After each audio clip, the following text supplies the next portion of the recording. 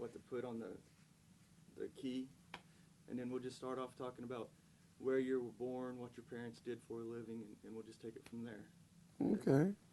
Is everything ready, Corey? Yeah, we're ready and we're rolling. All right. So I got to pay $100,000 for this, right? Monopoly money. Can you say and spell your name, please?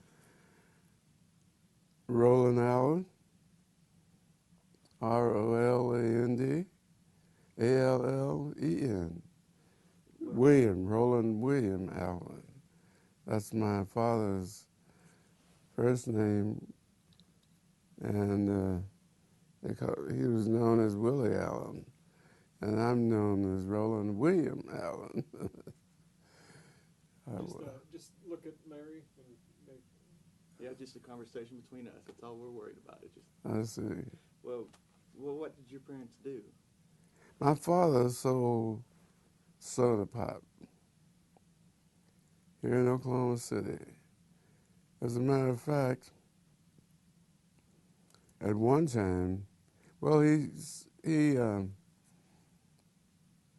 went into business with a fellow, with a close friend of his, and they sold J. Cola soda, which was owned by a black man, and they had. My father first worked for Spot Cola. No, yeah, Spot Cola, which was a popular soda in Oklahoma City then. And my father sold that all the time, and he went all over Oklahoma City, and especially the areas that black people lived. Like there was one section called Westtown, and there was a lot of sand on the ground there. And my father used to have me ride with him because kids would jump on the truck and throw these bottles of pop off in the sand. So when he figured that out, he had me ride with him for a spotter.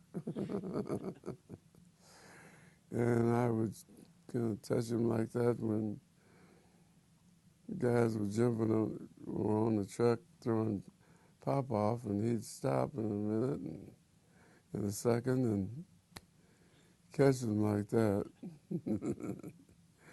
So holdups weren't anything new around. We lived on. I was born on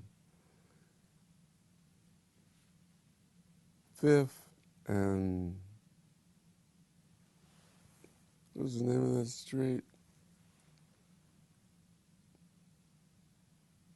I can't think of the name of it right now.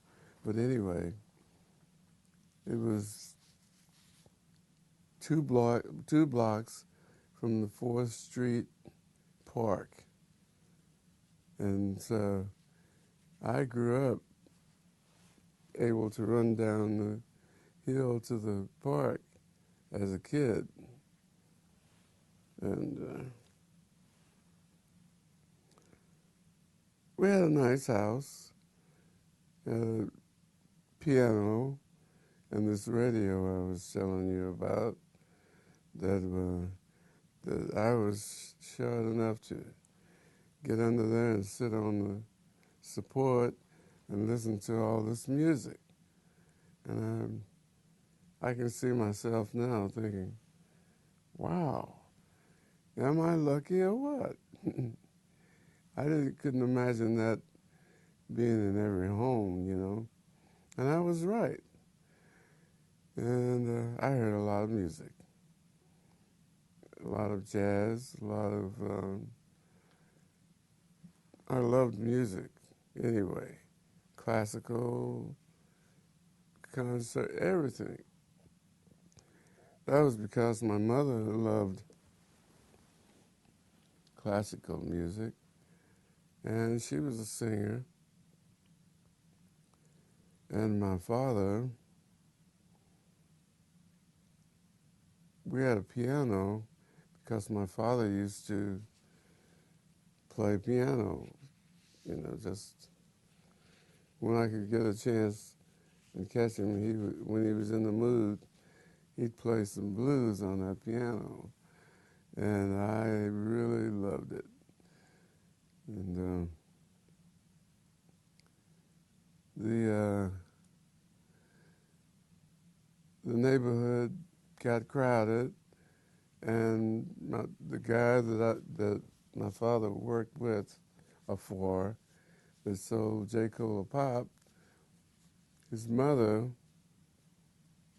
passed, and she had a home on Northeast 10th Street, which was really, it was about 7 or 8 blocks past Easton, which is, again, was on the outskirts of town, past city limits, I'll say. And so we wound up moving into that big house. And boy, my father bought hogs, he bought a few cows, and I thought we had a ranch, with a big ranch with a lot of cattle, but it was, for me then, because I had to take care of most of them anyway, so it was like a big ranch, As a kid, what kind of music was going on in the community? Because you told me a little bit about dancing. Can you kind of tell those stories? Yeah, the music that I heard, as I said, came from that radio that I sat under. And I have no idea how influenced I was, but I know that I enjoyed it all. One thing we didn't listen to a lot was country and western. That was because I had a chance to listen to black music, we'll say. Just broad scope, a broad scan of music, from jazz, blues. As a matter of fact, blues was a music I didn't hear too much, except when my father got in the mood and played the piano, He played right there at home. And I was still underneath that radio listening to him play. And it was a lot of fun. When did you start playing an instrument or performing for people? I guess my father passed. I guess I was 14 years old. And that was because he worked too hard and spread himself too thin. And after that, I wound up getting acquainted with Seawood Evans, who was a friend of the family anyway, and he sort of took me under his wing, and I learned a lot just by keeping my mouth shut and listening. And that's how I learned everything, probably. Also, the owner of this pop company had a theater. It was on 4th Street. And I could go to the movies free. Wow. So I got a lot of influence from the movies, movie stars, actors. I loved country music because I heard it on the radio, on television, watching these movies. So I had a pretty broad exposure. And Is that the Jewel Theater? yeah, you know about that, huh? Yeah, well, Jewel was my father's friend's daughter. And I went to the movies free. I thought I was really important because I got a chance to do a lot of things as a kid that a lot of kids couldn't afford to do anyway, either way. And a lot of exposure. And my mother was a good singer, and she was one of the Reverend's favorite singers, and she was a good singer. And I learned from her, listening to her sing in church. So that was my main exposure, influence, we'll say. And I learned real early to sing by listening to the music on the radio, and I got a chance to hear people sing on the radio. I was listening to Ernie Fields and didn't realize it, didn't know it, but I heard this also on the radio. And these were my father's friends, you know. So I had a lot of exposure to music, and I loved them for that, you know. I didn't know that how good I had it, you know, until a lot later on in life. And I can remember I ran away from home once because I was so brokenhearted because I lost my father. I just couldn't be still. I ran away from home and went to Tulsa. And I didn't realize that one of my mother's brothers, well, there were two of them that worked on the railroad. So it wasn't too long that they found out, they saw me and contacted my mother, and of course that ended my little but Tulsa was quite an experience. I met some people there that there was a pool hall, and I went to this pool hall and asked for a job. I didn't have a job, so I couldn't figure out anything to do. I wound up racking balls at this pool hall. I'm sure, I guess I was 16 years. 16, 15 and 16, I think. And I was racking balls at the pool hall. And I learned to shoot pool just watching and practicing and getting taught here and there from different people. And Tulsa was quite a place for me. It was like going to a big city. And as a matter of fact, Tulsa was a big city, bigger than Oklahoma City, because it had there were a lot of people that lived there that were from the East Coast, and I guess my ears were always open to conversation and music and things like that. So I got exposed to a lot of things there. Of course, when my mother found out where I was, my little vacation ended, and I wound up back home. So we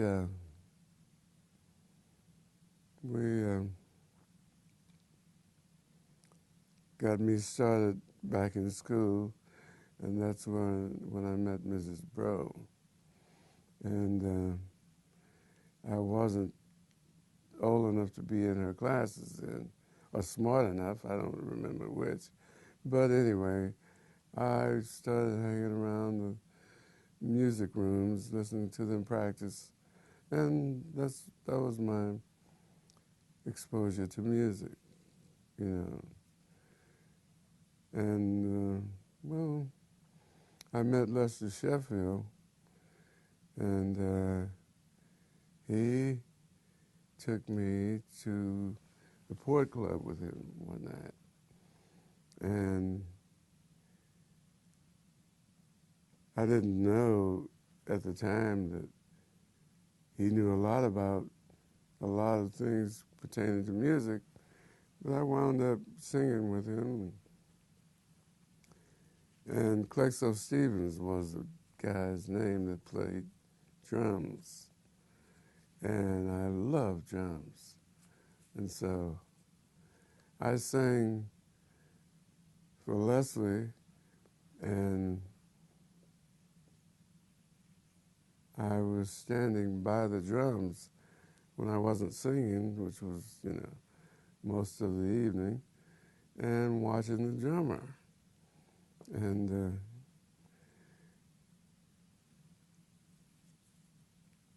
it wasn't too long before I sat down and tried to sneak a few little paradiddles in myself, and evidently they thought that I had something going. And Clexo was a cab driver during the day, so he was tired and sleepy, you know, by close to the end of the evening, and they wound up putting a pop case where his drum seat was and told me to sit down and play drums. And I started playing drums. And that was quite an experience, too, because I was really intimidated by Leslie Sheffield, stomping his foot and shaking his head, saying, "No, not that way," you know. But I learned. I did learn, and the bass player was my influence, really. His name was Jack Piggy. That's what they called him. That's what he was a bass player. That was a really good bass player.